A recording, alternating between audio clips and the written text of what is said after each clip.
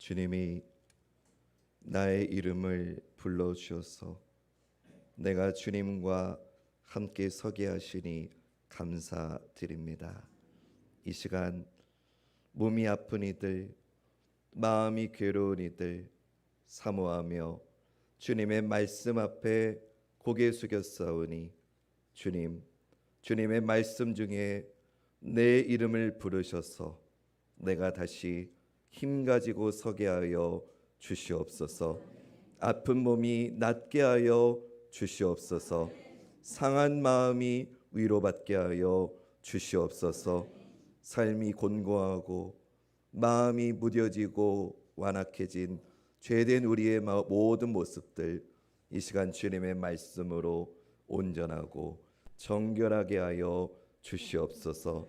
사랑합니다 주님, 사랑합니다 주님. 이 시간 하나님이 우리를 얼마나 사랑하시는지 말씀으로 깨닫게 하옵소서. 예수님의 이름으로 기도드립니다. 아멘. 기도하며 가는 믿음의 길, 이런 제목으로 하나님 말씀 전하겠습니다. 성경은 계속해서 사울과 다윗을 대조하면서 보여줍니다. 사울은 외적으로는 여전히 건재한 이스라엘의 왕이었습니다. 그러나 영적으로는 하나님으로부터 멀어져 있었고, 그러니 당연히 왕의 사명에서도 멀어져 있었습니다. 오직 다윗을 죽이는 데만 혈안이 된 사울은 왕으로서의 책임은 다 잃어버리고 말았습니다. 반면에 다윗은 사울을 피해서 계속해서 이리저리 도망을 다니고 있습니다. 하나님께서 사무엘을 통해 기름을 부으시고 왕으로 세우신 지 벌써 상당한 시간이 흘렀지만 여전히 그는 편안하게 머물지 못하고 이리저리 떠돌며 방황하고 있습니다. 그러나 영적으로는 다릅니다. 다윗은 하나님과 더더욱 가까워지고 있습니다. 그는 끊임없이 하나님께 피했고 하나님을 의지했으며 하나님 안에 거하기를 기뻐했습니다. 비록 겉모습은 왕이 아니었지만 다윗은 주님의 은혜 안에서 이미 왕의 사명을 감당하고 있었습니다. 오늘 본문 사무엘상 23장은 다윗이 하나님이 주신 사명을 감당하는 일마다 부딪힌 반대 세력들을 보여줍니다. 그 반대 세력을 다윗이 어떻게 극복했는지, 그리고 하나님은 그 모든 저항에도 불구하고 하나님 당신의 일을 어떻게 이루셨는지를 오늘 저는 여러분과 살펴보고자 합니다. 오늘 읽진 않았지만 사무엘상 23장 1절 말씀 보겠습니다. 사람들이 다윗에게 전하여 이르되 보소서, 블레셋 사람이 그 일날을 쳐서 그 타작마당을 탈취하더이다 하니. 블레셋 사람들이 유다의 성읍인 그 일날을 쳐서 곡식을 탈취했다는 소식을 다윗이 듣게 됩니다. 하나님께서 이스라엘의 왕을 세우시고 그 왕에게 명령하신 사명이 있습니다. 블레셋을 물리쳐서 이스라엘 백성을 구원하게 하시기 위해서 왕을 세우셨습니다. 지금 그 하나님의 사명이 다윗 앞에 나타난 겁니다. 다윗은 바로 이 일을 위해서 기름 부음을 받은 겁니다. 그러니 마땅히 해야 할 일입니다. 그리고 이 일을 잘하면 다윗의 입지가 이스라엘 안에서 더 회복되고 이전보다 더 많은 인기와 안정을 누릴 수 있습니다. 무엇보다도 다윗에게는 정당성이 있습니다. 이미 많은 사람들이 다윗이 왕이 될 걸 알고 있습니다. 그리고 지금 현재 사울은 왕으로서의 제 역할을 못하고 있습니다. 그러니까 정치적으로나 영적으로나 다윗에게는 정당성이 충분합니다. 같은 민족의 고난을 보면서 그들을 구원해야 되는 당위성도 다윗에게는 있습니다. 한마디로 다윗에게 지금 이 순간은 절호의 기회가 온 겁니다. 여러분이 만약 지금 다윗의 상황이라면 어떻게 하시겠습니까? 정치인들에게 중요한 게 있는데요, 명분입니다. 입지를 다지기 위해서라면 서로 좋은 기회를 잡으려고 물불을 가리지 않는 게 정치인입니다. 지금 여야가 당 대표를 뽑으려고 서로 후보자들이 자기의 입지를 다지기 위해서 얼마나 노력합니까? 그렇다면 다윗도 지금 당장에 나가서 이 전쟁을 치러서 입지를, 정당성을 확보해야 되지 않겠습니까? 이 절호의 기회를 잘 잡아서 앞으로 왕으로서의 입지를 더 다져야 되지 않겠습니까? 그런데 다윗이 어떻게 했는지 사무엘상 23장 2절 전반절이 이렇게 알려줍니다. 이에 다윗이 여호와께 묻자와 이르되 내가 가서 이 블레셋 사람들을 치리까. 이에 다윗이 여호와께 묻자와 이르되, 무슨 말입니까? 다윗은 먼저 움직인 게 아니고 하나님께 기도했다는 겁니다. 아무리 모든 상황과 여건이 긴급하다고 해도, 또 모두가 자기를 지지하고 있다고 해도, 그리고 이 일이 자기에게 아무리 유익이 되고 입지를 다지는 일이 된다 할지라도 다윗에게는요, 상황과 자신의 판단이 결코 하나님의 뜻보다 앞설 수는 없었던 겁니다. 그는 먼저 신중히 하나님께 기도합니다. 왜입니까? 다윗은 자신의 뜻이 아니라 하나님의 뜻을 이루어야 하기 때문입니다. 자기에게 주어진 왕의 사명은 자신의 것이 아니라 하나님의 뜻과 하나님의 나라를 이루기 위해서 그에게 주신 하나님의 것이기 때문입니다. 사랑하는 여러분, 때로는 우리의 판단이 조급해서 하나님의 뜻보다 앞설 때가 있습니다. 그러나 하나님을 우리의 시간에 맞추는 게 아니라 하나님의 시간에 우리를 맞춰야 됩니다. 왜냐하면 하나님의 뜻이 이루어지는 때가 가장 좋은 때이기 때문입니다. 그래서 우리는 무엇보다 먼저 기도해야 됩니다. 하나님의 때가 맞는지 확인하고 하나님의 시간 속에서 우리가 움직이기를 기도해야 됩니다. 기도하며 하나님의 때에 하나님의 뜻에 순종하는 우리 모든 성도님들 되시기를 주님의 이름으로 축원합니다. 하나님께서 다윗의 이 기도에 응답하십니다. 전쟁을 허락하시고 승리도 약속해 주십니다. 사무엘상 23장 2절 말씀. 이에 다윗이 여호와께 묻자와 이르되 내가 가서 이 블레셋 사람들을 치리이까. 여호와께서 다윗에게 이르시되 가서 블레셋 사람들을 치고 그의 일날을 구원하라 하시니. 아멘. 하나님이 허락하시고 승리를 약속해 주셨는데 그럼에도 다윗은 바로 전쟁을 시작할 수 없었습니다. 그 이유는 다윗의 사람들이 이 전쟁을 반대했기 때문입니다. 사무엘상 23장 3절 말씀. 다윗의 사람들이 그에게 이르되 보소서 우리가 유다에 있기도 두렵거든 하물며 그일라에 가서 블레셋 사람들의 군대를 치는 일이리까 한지라.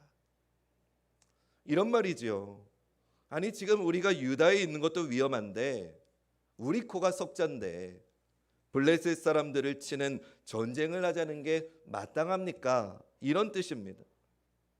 다윗의 사람들의 반대는 매우 합리적이지요. 여러분, 이 다윗의 사람들의 반대가 맞는 말입니까?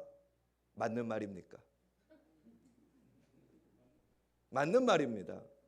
100번 1000번 생각해도 맞는 말입니다. 합리적입니다.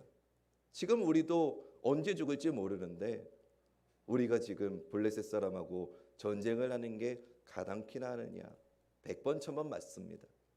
그러나 그들의 말과 논리 속에 없는 게 있습니다. 가장 중요한 게 없습니다.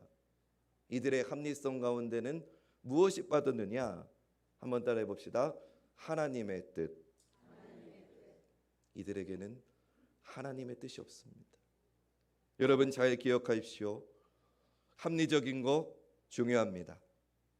그러나 적어도 교회는 합리적인 것 이전에 하나님의 뜻이 어디에 있는지를 물어야 하는 줄로 믿습니다. 크게 하면 합시다. 교회는 합리적인 걸 따지는 집단이 아니라 하나님의 뜻이 어디에 있는지를 물어야 합니다. 다윗은 기도했지만 이 사람들은 기도하지 않았어요. 기도하지 않았기 때문에 이 사람들은 하나님의 뜻을 알 수가 없었어요. 하나님께서 다윗에게 명하신 사명도 기도하지 않았기 때문에 알 수 없었죠. 그래서 그들은 철저히 자신의 이성에 따라서 현실을 합리적으로 판단할 뿐입니다. 근데 놀라운 건 다윗이요, 이 합리적인 논리로 반대하는 이 사람들에게 화를 내지 않는다는 거예요. 또 그들하고 논쟁하지도 않았다는 거예요. 너네 기도해봤어? 너네 나처럼 기도 안 했잖아. 가서 나보다 더 기도하고 와. 이런 식으로 그들을 기도하지 않았다고 무시하거나 내치지도 않았어요. 다윗은 어떻게 했느냐? 다윗은 또다시 하나님께 나아가 기도했습니다. 사무엘상 23장 4절 말씀. 다윗이 여호와께 다시 묻자온대 여호와께서 대답하여 이르시되 일어나 그 일나로 내려가라. 내가 블레셋 사람들을 내 손에 넘기리라 하신지라. 아멘. 그들의 말이 아무리 합리적이어도 다윗에게는 그 어떤 것도 하나님의 뜻보다 앞설 수는 없었습니다. 그래서 다윗은 다시 하나님의 뜻을 묻습니다. 그리고 하나님께서 응답하시자 순종해서 앞으로 나아갑니다. 그러면 반대했던 사람들은 어떻게 되었을까요? 하나님께서 그들의 마음을 다 움직이셔서 결국 그들이 다윗과 다 함께하며 전쟁에 나가서 승리하게 된 줄로 믿습니다. 사랑하는 여러분, 하나님께서 우리에게 맡기신 사명이 있어요. 그 사명이 때로는 너무나 분명하게 다가올 때가 있어요. 눈에도 보이고요, 귀에도 들릴 정도로 너무나 선명하고 분명한 중요한 사명을 하나님이 우리 마음속에 불처럼 타오르게 하실 때가 있어요. 근데 여러분 기억하십시오. 그때에 가장 가까운 사람들이, 그리고 나에게 가장 큰 영향을 끼치는 사람들이 합리적인 반대를 할 때가 있다는 거예요. 그럴 때는 정말로 온몸의 힘이 쭉 빠지게 되죠. 저도 길게 목회하진 않았지만 목회를 하다 보니까 분명한 하나님의 사인이 보이는데, 분명한 사명을 하나님이 주셨는데 그 일을 결정하는 모임에서 그 일에 반대를 표하는 분들을 만날 때가 있어요. 주로 그런 분들의 입장은 합리적인 경우가 99%입니다. 목사님 지금은 아닙니다.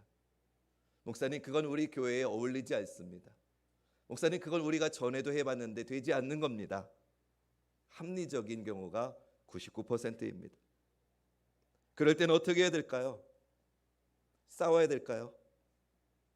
가서 나보다 더 기도하고 오라고 보채야 될까요?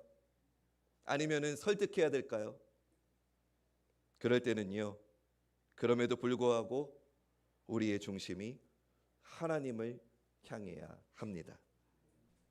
하나님 없는 세상의 이치, 합리성이 아니라 조금 늦더라도 번거롭더라도 하나님과 함께하는 믿음의 걸음을 택해야 합니다.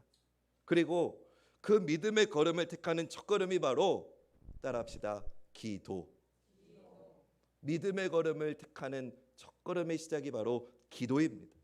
그렇기 때문에 오늘 첫 번째 대지, 기도하며 가는 믿음의 길은 어떤 길이냐? 기도로 사명의 걸음을 시작해야 합니다.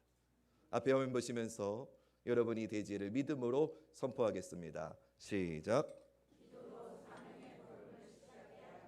아멘.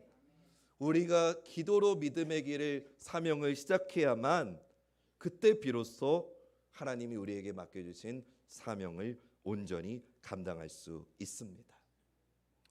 다윗이 그일라에서 블레셋을 크게 물리쳐서 이제 그일라 사람들을 구원했습니다. 그런데 그 이후에 또 다른 어려움이 다윗에게 닥쳐옵니다. 오늘 본문 8절 말씀. 사울이 모든 백성을 군사로 불러 모으고 그일라로 내려가서 다윗과 그의 사람들을 애워싸려 하더니, 다윗이 블레셋과의 전쟁에서 승리했다는 소식을 사울이 듣습니다. 그리고는 다윗을 붙잡으려고 군사들을 총동원해서 그일라로 보내서 그 성읍을 포위합니다.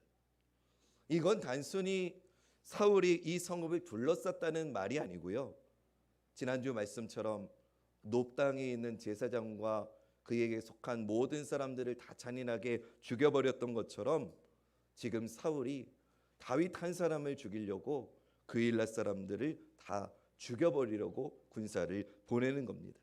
10절 말씀. 다윗이 이르되 이스라엘의 하나님 여호와여, 사울이 나 때문에 이 성읍을 멸하려고 그일라로 내려오기를 꾀한 다음을 주의 종이 분명히 들었나이다. 사울이 다윗 하나를 잡으려고 그일라 사람들을 다 죽이려고 합니다. 여러분, 이게 있을 수 있는 일입니까? 왕이 자기 백성을 죽이려는 겁니다. 말이 되질 않습니다. 이 모습만 봐도 이미 사울은 왕으로서의 정체성이나 사명감이나 의무감을 다 잃어버렸다고 볼 수 있습니다. 근데 그런 위험이 닥쳐오니까 그일라 사람들이 어떻게 했을까요? 자기들을 위해서 목숨 걸고 전쟁에서 자기들을 구원해 준 다윗을 의리로 숨겨줬을까요? 한번 말씀을 봅시다. 11절 12절 말씀. 그일라 사람들이 나를 그의 손에 넘기겠나이까? 주의 종이 들은 대로 사울이 내려오겠나이까? 이스라엘의 하나님 여호와여, 원하건대 주의 종에게 일러 주옵소서 하니 여호와께서 이르시되 그가 내려오리라 하신지라. 다윗이 이르되 그일라 사람들이 나와 내 사람들을 사울의 손에 넘기겠나이까 하니 여호와께서 이르시되 그들이 너를 넘기리라 하신지라. 하나님께서 그일라 사람들이 다윗 너를 사울에게 넘길 것이라고 알려주십니다. 아니, 그들을 위해서 온갖 위험과 어려움을 무릅쓰면서 목숨을 걸고 전쟁을 한 다윗을 버리고 오히려 자기들을 위협하고 있는 사울에게 그일라 사람들은 항복을 한 겁니다. 자기들을 위해서 진짜 왕의 사명을 감당한 다윗은 버리고 왕의 사명을 잃어버린 사울에게 순종하는 겁니다. 우리는 이 말씀을 접할 때마다 어떻게 저럴 수 있나 하면서 마음으로 손가락질을 합니다. 아니, 어떻게 자기들을 위해서 목숨 걸고 자기들을 구원해 준 다윗을 이제는 죽음의 자리로 내몰 수 있는가? 이런 배신이 또 어디에 있는가 우리는 생각합니다. 근데 여러분, 남의 얘기라고 생각하지 마시고 만약에 여러분이 그일라 사람이었다면 우리도 똑같은 선택하지 않을까요? 다윗이 우리를 전쟁에서 구원해 준 건 고맙지만 우리 가족이 살아야 될 일인데, 우리 마을이 없어질 수 있는데 이 다윗 하나 넘겨줘서 우리 목숨을 부지하는 게 그게 맞는 거 아니에요? 그게 합리적인 거 아니에요? 현실에 직면한 그들은 다윗을 넘겨주는 선택을 할 수밖에 없었던 거죠. 사울이 높당의 제사장들을 학살했다는 걸 그일라 사람들도 알고 있기 때문이지요. 그러니 자신들의 목숨을 보존하기 위해서 그들은, 아니 우리가 그들이라도 우리 모두는 그런 선택을 할 수밖에 없습니다. 그들은 누가 하나님께서 세우신 왕인지, 누가 하나님의 뜻에 합한 사람인지, 무엇이 하나님의 뜻인지 생각하지 않았어요. 그저 눈앞에 벌어진 현실로만 판단하고 다윗을 사울에게 건네주려 할 뿐이지요. 이것 또한 합리적인 생각이겠지요. 이런 상황에서 다윗이 어떻게 했을까요?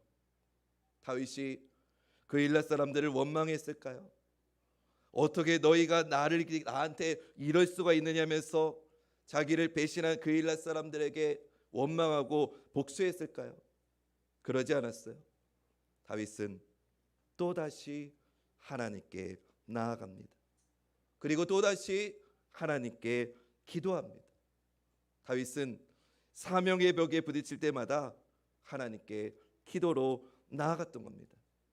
오늘 다윗과 같이 기도로 하나님께로 나아가는 저와 여러분 되시기를 주님의 이름으로 축원합니다. 다윗이 하나님께 기도로 나아가자 어떻게 됐을까요? 다윗을 넘겨주려는 그일라 사람들의 시도도, 또 사울이 온 군대를 총동원해서 다윗을 잡으려고 하는 그 모든 공격도 모두가 실패로 돌아가게 됩니다. 할렐루야. 다윗은 또다시 광야로 도망을 가야 했지만 그곳에서도 하나님께서 그를 지키셨기에 그 누구도 다윗을 해할 수 없었습니다. 사울이 매일 다윗을 찾았습니다. 그러나 하나님께서 다윗을 붙드셨기에, 하나님께서 다윗을 지키셨기에 그는 안전했습니다. 우리 믿음 가지고 14절 말씀 앞에 화면 보시며 함께 고백해 보겠습니다. 시작.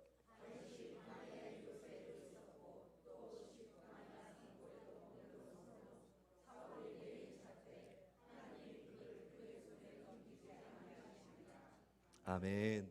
사랑하는 여러분, 우리도 하나님께서 맡기신 사명을 감당할 때 다윗과 같이 어려움을 만날 때가 분명히 있어요. 최선을 다해서 하나님의 일을 감당했는데 결과가 좋지 않을 때도 있어요. 그래서 사람들이 왜 쓸데없는 짓 했냐면서 나를 비난하고 공격할 때도 있어요. 하나님 나라와 뜻을 위해서 애쓰고 땀 흘렸는데 나의 그런 눈물, 수고, 기도를 아무도 알아주지 않을 때가 있어요. 그럴 때 우리는 솔직히 다 힘이 빠지죠. 절망하게 돼요. 낙심하게 돼요.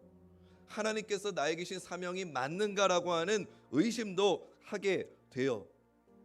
부끄럽지만 저도 주님을 위해서 열심히 달려왔는데 아무도 알아주지 않는 순간이 있어요. 왜 목사님 혼자 힘 뺍니까?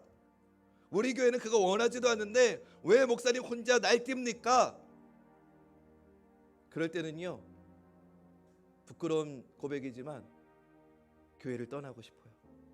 이 교회에서 내가 할 수 있는 일이 아무것도 없다고 생각되는 순간 저의 존재의 가치가 있는가라는 생각을 하게 돼요. 그러나 사랑하는 여러분, 그런 때에도 우리가 기억해야 될 게 있어요. 아무도 우리를 알아주지 않을 때에도 하나님은 여전히 나와 우리와 함께 하십니다. 사울이 매일 다윗을 죽였겠지요. 그러나 하나님께서 다윗을 지키셨어요. 다윗은 바로 그 하나님께로 나아간 거예요. 현실의 벽 앞에, 사명의 위기 앞에서 절망하시는 분, 사람의 도움 청하지 마세요. 사람은요 힘이 될 수가 없어요. 세상의 방법 택하지 마세요. 오직 하나님께로 돌아가서 하나님 앞에 무릎 꿇고 기도하며 다윗처럼 하나님의 뜻을 구하시기 바랍니다. 그렇기 때문에 기도하며 걷는 믿음의 길 두 번째는요, 또다시 하나님께 나아가야 합니다. 우리 두 번째 대지 믿음으로 선포해 볼까요? 시작. 아멘. 세상 모두가 나를 알아주지 않는다고 해도요, 하나님은요 나를 알고 계세요. 아무도 알아주지 않을 때, 모두가 외면하고 비난하고 손가락질할 때 하나님이요 내 마음을 알고 계세요. 그리고 우리에게 가장 필요한 길을 알려주시는 분이 아버지 하나님이세요. 내가 그 길을 걸을 수 있는 힘을 다시 주시고요, 그 길에서 나를 방해하는 악한 세력들로부터 나를 지키시고 보호하시고 인도해 주시는 분이 아버지 하나님이세요. 그 하나님께로 돌아가야 됩니다, 여러분. 그 기도의 자리로 돌아가야 됩니다. 그때 우리는 하나님이 우리에게 맡겨주신 이 거룩하고 영광스러운 사명을 감당할 수 있는 겁니다. 사랑하는 여러분, 믿음의 길이 뭘까요? 믿음의 길을 간다는 게 뭘까요? 세상에서 잘 먹고 잘 사는 걸까요? 세상에서 큰 권력 권세를 누리는 걸까요? 아니에요. 믿음의 길은요, 세상의 길과 다른 길을 가는 거예요. 세상과 다른 목적, 다른 비전을 향해 걷는 거예요. 세상 사람들이 걷지 않는 길을 걷는 거예요. 세상과 다른 방법을 택하는 거예요. 세상 사람들이 의지하는 힘이 아닌 전혀 다른 힘으로 사는 거예요. 할렐루야. 노아가 비도 오지 않는데 멀쩡한 쨍쨍한 날에 방주를 짓고 있을 때 얼마나 많은 사람들이 조롱했겠어요. 저 사람 어떻게 됐나 봐. 얼마나 비아냥거렸겠어요. 그럼에도 노아는 하나님이 나를 아시기에 묵묵히 사명의 길을 걸었던 거예요. 아브라함이 그냥 아버지 본토 집에 있으면은 평생 잘 먹고 잘 살 수 있는데 떠나라고 해서 떠났을 때 주변의 사람들이 얼마나 조롱했겠어요. 야, 너 떠나면 망해. 너 지금 이 시대에 우리 혈족끼리 모여 살지 않으면 너 그냥 씨가 없어져 버리는 거야. 그런데도 하나님 말씀에 순종해서 묵묵히 아브라함은 믿음의 길을 갔죠. 요셉이 애굽에 팔려가고 형들이 얼마나 조롱했어요. 또 억울하게 이 성추행의 죄를 뒤집어쓰고 감옥에 갇혔을 때 얼마나 그의 인생이 끝난 것 같았어요. 그러나 그는 묵묵하게 하나님의 때가 있음을 믿으며 나에게 꿈으로 말씀해 주신 하나님의 그 때가 올 거라는 걸 믿으며 묵묵히 그 걸음을 걸었잖아요. 예수님이 마지막 십자가 위에서 다 이루었다 말씀하실 때까지 십자가 아래에서 얼마나 많은 사람들이 손가락질하며 조롱했어요. 네가 하나님의 아들이면 우리 말고 너 자신이나 구원하라면서 얼마나 조롱을 했어요. 그러나 주님은 끝까지 묵묵히 그 조롱과 미움과 채찍과 침뱉음에도 하나님께서 가라고 하신 십자가의 길을 믿음으로 가셨잖아요. 바울도 그랬지요. 스데반도 그랬지요. 베드로도 그랬고요. 요한도 그랬어요. 우리 믿음의 조상들이 다 그 길을 갔어요.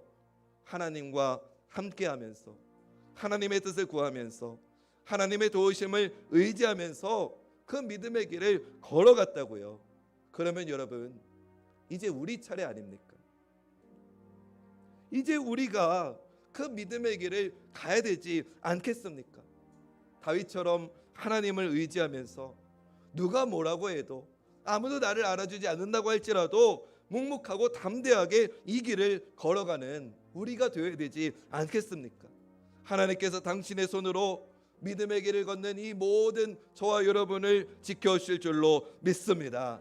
지금 여러분이 광야에서 이리저리 방황하고 계셔도 사단 마귀가 우리를 매일 쓰러뜨리며 찾아다녀도 하나님의 손이 우리를 지켜주십니다. 오늘 마지막 14절 본문을 제가 읽어드리고 오늘 말씀을 마치겠습니다.